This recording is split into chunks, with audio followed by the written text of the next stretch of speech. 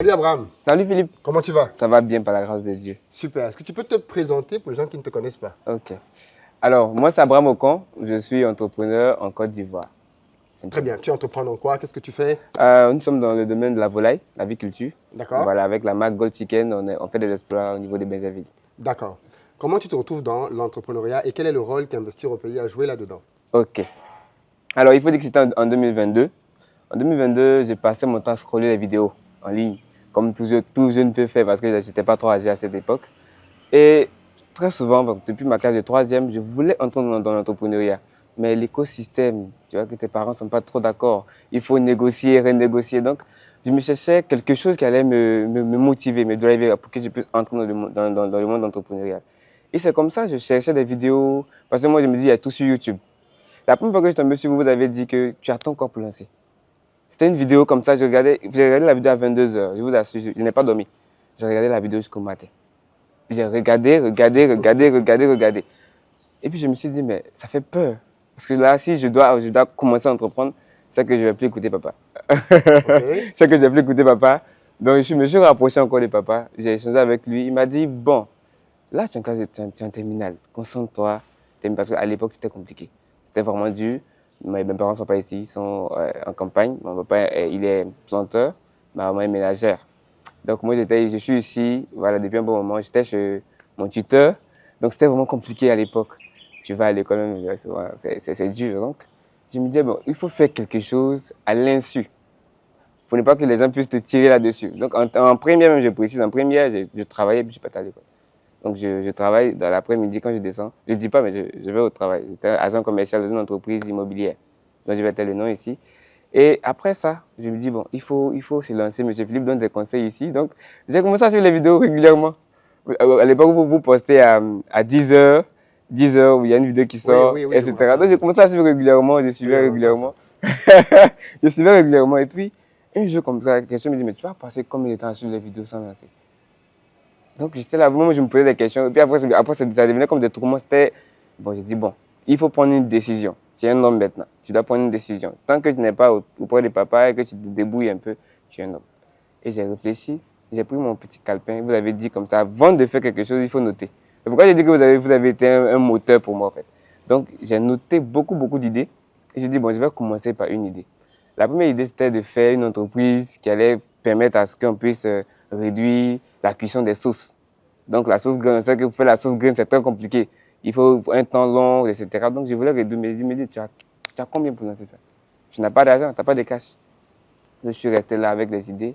Et après, j'ai trouvé que le domaine de la volaille, ça peut aller vite. Parce que si tu as un peu d'argent, que tu as pu négocier un peu, tu as vendu, ça peut aller. Donc, j'ai cherché aussi quelque chose qui allait venir innover, parce que vous avez parlé d'innovation aussi. Je ne rentre pas trop dans les détails, mais vous avez parlé d'innovation à l'époque. Et j'ai vu une vidéo, vous avez parlé du poulet qui donne le cancer. Ah, c'est ça qui m'a challengé. Oui, la fameuse Le vidéo. poulet qui donne le cancer. Il dit, mais si le poulet donne le cancer. Enfin, moi, j'allais mener mes recherches et puis j'ai vu que le poulet qui quitte au Brésil, c'est pas du poulet. Parce que à l'église où je suis, quand il y a les cérémonies, on achète des poulets congelés, etc. J'ai pris les notices et puis j'ai essayé de lire pour voir ce qui est inscrit dessus, mais c'était vraiment un truc. Parce que quand j'ai lu, les poulets qui étaient dans le carton étaient tués en 2022 et ces poulets devaient pourrir en 2025. Il dit, mais en Waouh. 2 ans, un poulet va pourrir. C'est que 3 ans même. Ouais. bon, vous avez dit 3 ans même, oui. Mais c'est qu'il y a quelque chose à l'intérieur, c'est que M. Ville, par exemple. Donc, comment me positionner maintenant? Je vais proposer des poulets frais. Vous avez parlé de consommer local, des poulets frais, etc. Et c'est comme ça que j'ai commencé à sensibiliser sur mon WhatsApp. Sensibiliser, ne mangez pas le poulet congelé, ne mangez pas le poulet qui provient de l'extérieur, etc. Ça contient ça, ça contient ça. Donc, il y avait une dame, elle a vécu en France. Elle connaissait ma mère. Et on avait des contacts, mais on n'échangeait pas. Mais elle voyait mes statuts en secret. Donc, lorsque j'ai parlé à l'époque, elle m'a dit, mon petit, tu vends du poulet? J'ai dit, oui, je vends du poulet. Oh, à l'époque, je ne savais même pas où trouver le poulet. Je ne savais même pas où. Moi, je parlais juste de l'idée pour voir comment les gens allaient appréhender la chose. Et elle m'a dit, je veux 5 poulets de chair, une poule pondeuse demain. C'était un vendredi comme ça, à cette même heure. 5 poulets de chair, une poule pondeuse demain à 15 heures. Parce qu'elle devait partir dans des courses dans la matinée. Il dit, mais là, je fais comment? Voilà, je tremblais comme ça. Il dit, mais l'entrepreneuriat, c'est comme ça commence. C'est brutal. Donc, je suis resté là. Je n'avais pas d'argent. Je ne savais même pas comment j'allais faire même pour trouver les poulets. Je ne savais même pas où il y avait des fermes. Donc, j'ai commencé à faire des recherches, demander au contact qui connaît Azagui, qui connaît tant, etc. Donc, il y avait un ami Il m'a dit qu'il habitait là-bas, il a fréquenté là-bas. Il dit, tu connais bien la zone? Il dit, oui. Il dit, bon, d'accord. Demain, tu vas m'accompagner faire des courses. Il dit, ah bon, tu veux faire quoi? Il dit, bon, je vais venir acheter des poulets. Il dit, mais il n'y a pas de poulet à Abidjan. Il dit, non, je vais acheter des poulets. Attends d'abord, il ne faut même pas chercher à savoir, je vais acheter des poulets seulement. Et c'est comme ça, je suis resté là à chercher comment maintenant trouver l'argent. Parce que je n'ai pas l'argent pour acheter les poulets. Et je me suis approché d'une tata. À l'époque. Tu avais déjà convenu du prix avec la dame? Oui. Okay. Oui, je suis allé sur le bas. Là, je me suis intéressé un peu au prix. Je savais qu'à la ferme, on pouvait vendre le poulet à 2000, 2200. Bon, 2000 stades. À l'époque, c'était 2000. Actuellement, ils ont monté un peu, mais à l'époque, c'était 2000. Et au marché, on vendait à 2500. Donc, puisque j'ai parlé de valeurs perçues, j'ai parlé de poulet bio, etc., il ne faudrait pas que tu puisses avoir un poulet à 2500. C'est la même chose que le marché. Donc, je suis allé à 3000. Voilà, un prix un peu plus haut pour pouvoir mieux négocier la valeur que j'apporte du produit. Donc, c'est comme ça qu'elle a commandé. Et je me suis rendu à Zaguier. Le jour suivant, je suis allé à 6 heures. Mais avant ça, j'ai demandé un prêt à une maman. Il lui a dit, je viens payer, je vais vous rembourser le samedi soir. Ça avait sorti, le cash avait sorti. Et c'est comme ça, je suis allé à Zaguier. Arrivé à une fois, j'étais bien habillé comme d'habitude. Voilà, je vais acheter du poulet. Le fermier, il était content parce qu'il avait 2000 poulets, mais qu'il n'avait pas à vendre. Les poulets avaient déjà presque dépassé les 35 jours. Il partait dans 40 jours, donc il commençait à entrer dans sa marge et puis il perdait l'argent. Donc elle a entendu que quelqu'un vient acheter ses poulets, mais il était content.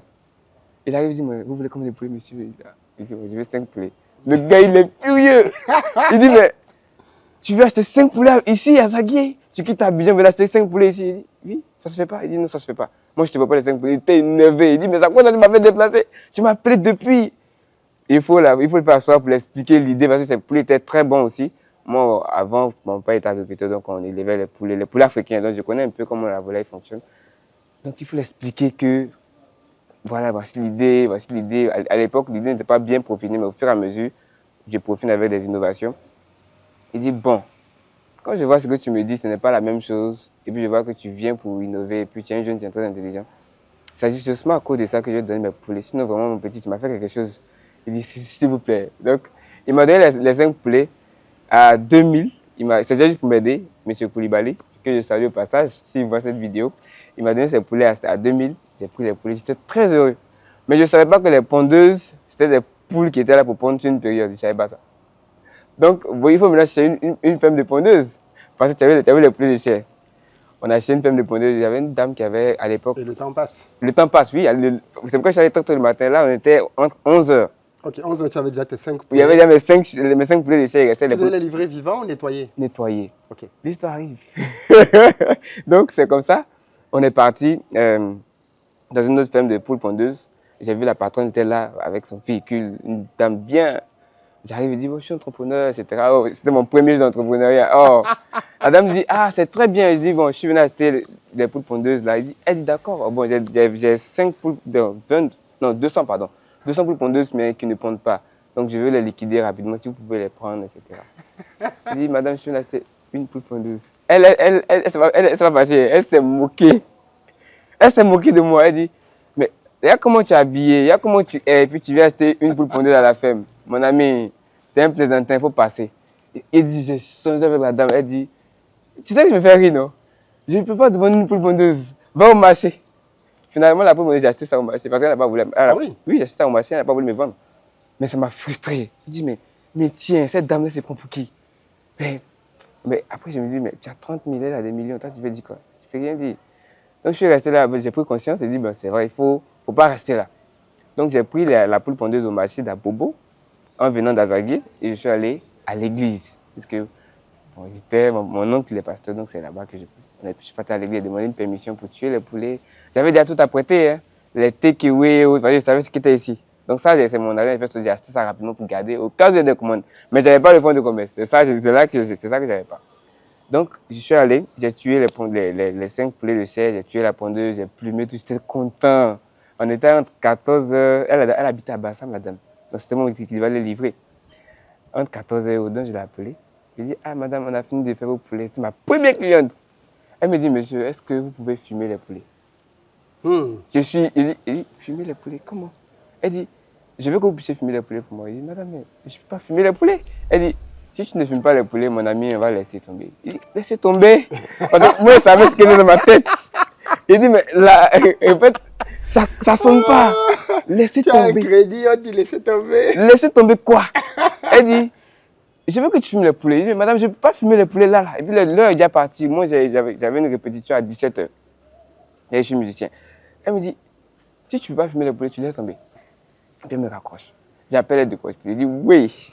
Qu'est-ce que j'ai fait? Mais la dame, en fait, nous à l'époque, on nous parlait de ne pas prendre crédit. Et c'est Philippe qui nous dit que on peut prendre crédit pour travailler.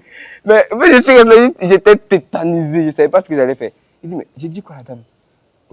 Aujourd'hui à quelle heure? À 18h, je dois rendre son argent. Mon premier crédit. Ça se passe mal. En fait, je ne savais même pas ce que j'allais faire. Je rappelle la dame, elle ne décroche pas. Je rappelle la dame, encore elle ne décroche pas. Je suis resté tranquille. J'ai regardé les poulets.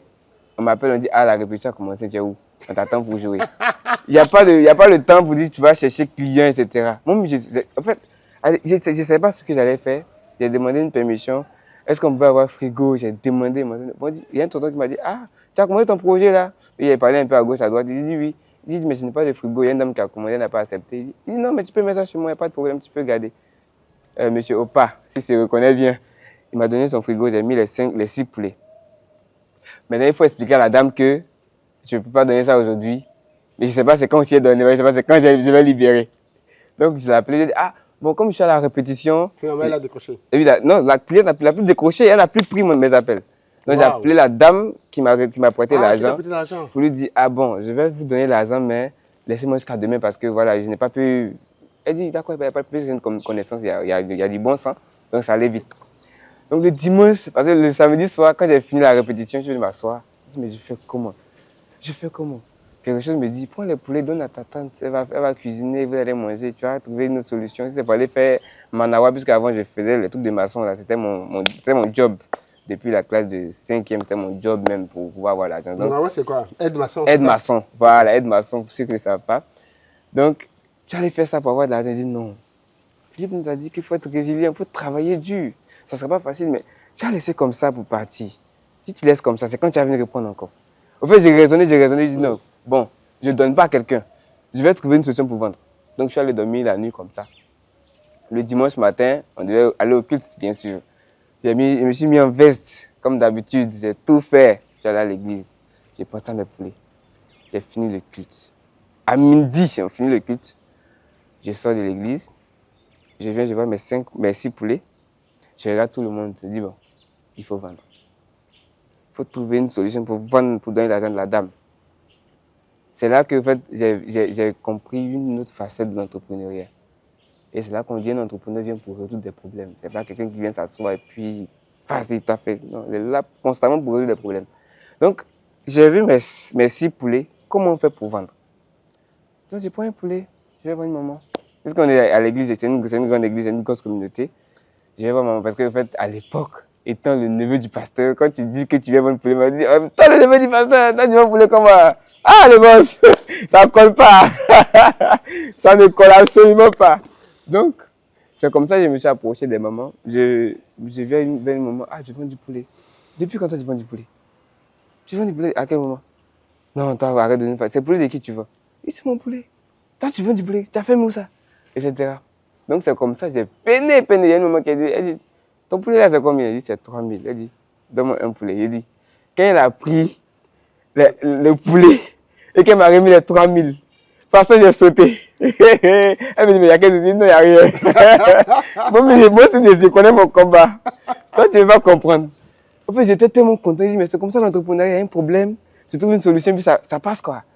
Donc, j'étais heureux. J'ai continué. De midi, 13h, 14h, 15h. Bon, tout le monde a commencé à battre à la maison. Ah, j'ai vendu un seul poulet. Et le reste, je fais comment? Ah, il dit, ah, en fait, il est compliqué maintenant. C'est quoi ça? En fait, à la maison, tu as envie de pleurer, mais tu ne pleures pas. On ne pleure pas. Donc, j'ai continué. Et il y a une maman, elle est partie à la maison. Elle devait recevoir des gens de la France. Et elle m'a vu avec le poulet. Elle dit, mais c'est pour qui le poulet? Il dit, c'est moi, je vends. Elle dit, tu vends du poulet? Il dit, oui, je vends du poulet. Elle dit, ah, tu as combien de poulets? Il dit, j'ai 4 poulets de chair, une poule pondue. Elle dit, envoie tout. Elle dit, vous dites quoi? Elle dit, envoie tout. Je paye. Elle m'a remis l'argent. Elle dit, j'étais là, en fait, je ne savais même pas quoi dire. Moi, bon, là, je me suis dit, c'est la volonté de Dieu, c'est la grâce de Dieu. Mais en fait, J'étais débordant de joie. En même temps, je ne savais pas ce que j'allais dire. Et là, le soir, quand je suis arrivé encore, je vais consulter encore une vidéo. Il dit, mais Philippe, toi, tu es mon mentor, je ne vais plus te laisser. Hein. Je vais consulter encore une autre vidéo. On doit aller à un autre niveau là.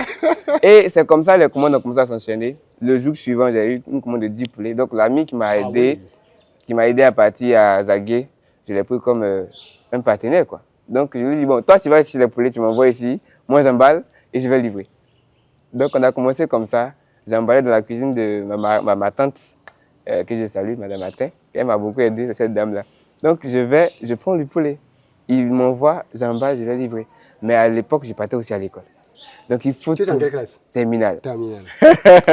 Quelle filière? Terminale D. D. C'était dur. Donc, souvent je trichais, souvent je triche. Parce que le projet était dans ma tête. Souvent je vais, souvent je triche, souvent je vais, souvent je triche. Et c'est comme ça que j'ai évolué. Après, j'ai dit, bon, il faut terminer l'année. Donc, j'ai stoppé le projet. J'ai terminé l'année. Bon, malheureusement, ça n'a pas été comme je le pensais. Mais moi, ça ne m'a pas affecté parce que je me dis, il faut toujours continuer. Je continue. C'est récemment, moi, j'ai commencé en 2022. Hein. Je suis un très jeune entrepreneur. Non, mais... Donc, c'est comme ça que j'ai évolué. Et à l'époque, bon, j'étais tellement fougueux que voilà, je t'avais presque partout. Donc, j'ai participé à un concours entrepreneurial. C'est pourquoi avant-hier, lorsque vous avez lancé, je suis venu. Donc, quand j'ai participé au concours, je suis parti, j'ai été parmi les lauréats, mais je n'ai pas été récompensé parce que je n'ai pas été parmi les 3 premiers. D'abord, récompensé les 3 premiers. Donc, j'avais un ami qui, lui, il avait un projet qui portait bien à l'époque, et ils ont été récompensés. Mais quand il m'a vu, il dit, mais toi, tu as quelle entreprise, tu as quel projet quand tu viens, quand on te prend parmi 1000 personnes? Il dit, mon ami, calme-toi, hein, ça va comme ça. Et il a été vraiment, quand je lui ai expliqué le projet, il était content. Il a dit, bon, je vais travailler avec toi. Je vais t'en associer. Il dit, non, c'est mon projet. Je ne veux pas t'associer, c'est seul de mon projet. En fait, à l'époque, je ne comprenais pas la logique. Il dit, je ne veux pas l'associer. Je n'ai pas accepté. Il dit, bon, d'accord, je te laisse aller réfléchir parce que ce n'est pas facile. Quand tu finis de réfléchir, reviens-moi. Donc, à l'époque, on avait fini les examens. Quand j'ai fini de prendre les résultats, ça n'a pas été. Et puis, j'ai dit, bon, il faut relancer le projet.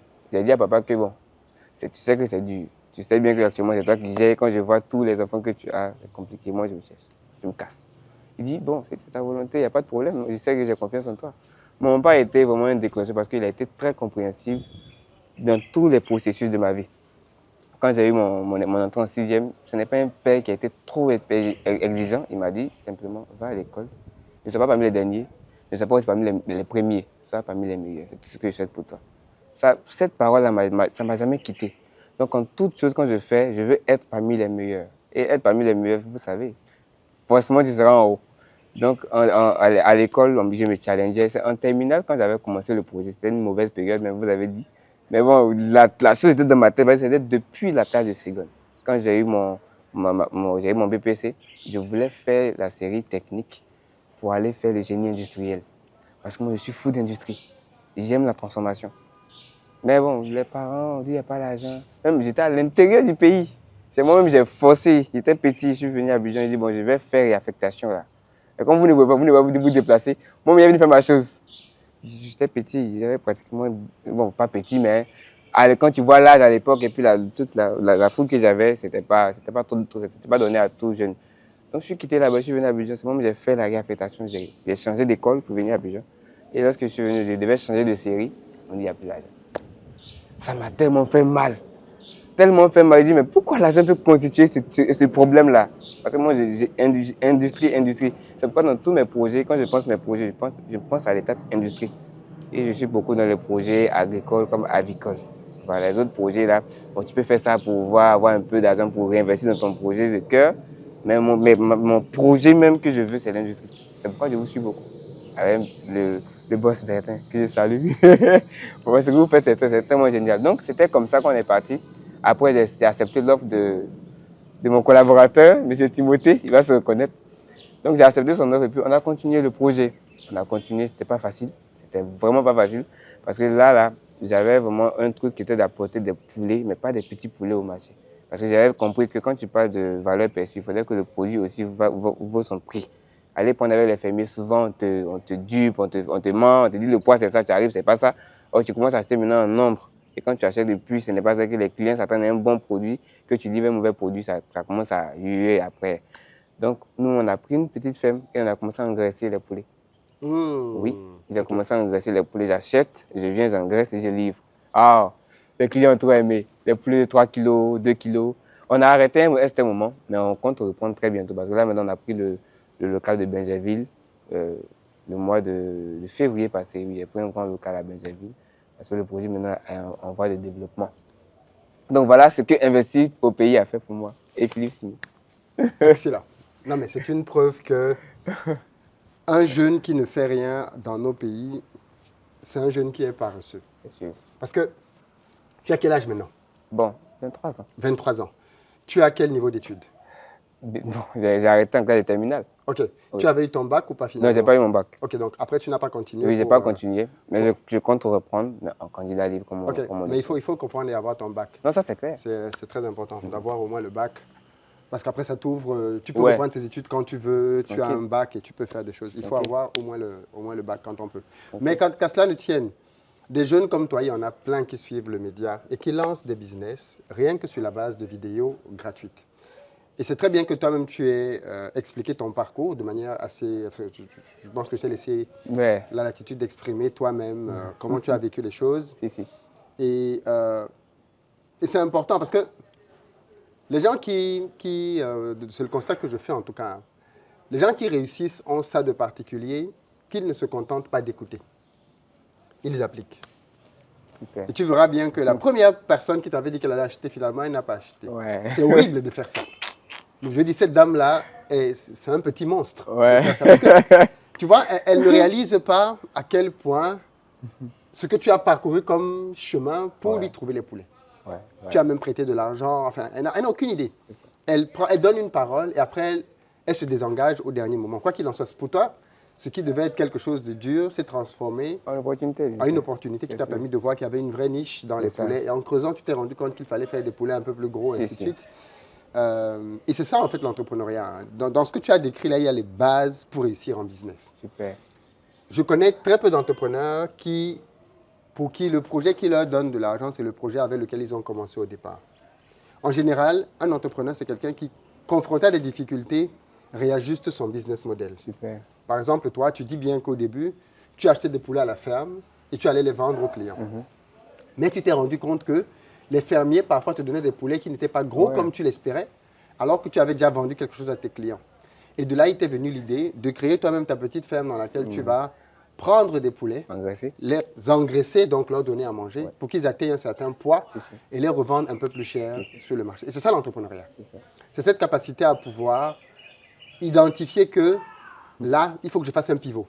Ce n'est pas tout à fait ce que j'avais prévu. Il faut que je fasse un pivot. Et c'est normal. Et c'est normal. Aujourd'hui, vous êtes à une étape où vous avez maintenant un local à Benjerville. C'est une étape de votre projet. Et après, demain, vous allez à une autre étape. Il n'y a rien qui est écrit dans un livre de tout ce qui va se passer.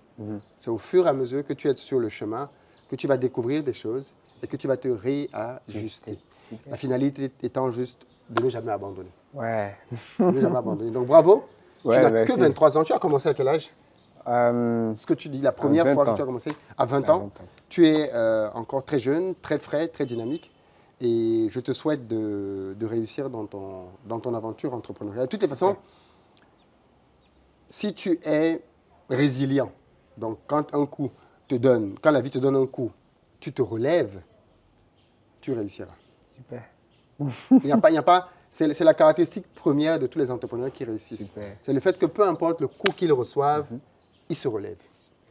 Le jour que tu vas rester au sol après un coup, c'est le jour-là que tu es KO. Ah ouais. C'est comme en boxe, quand on te donne un coup de poing, si tu peux te relever, le combat continue. Mais même Nganou, quand il est tombé, il a eu son freak.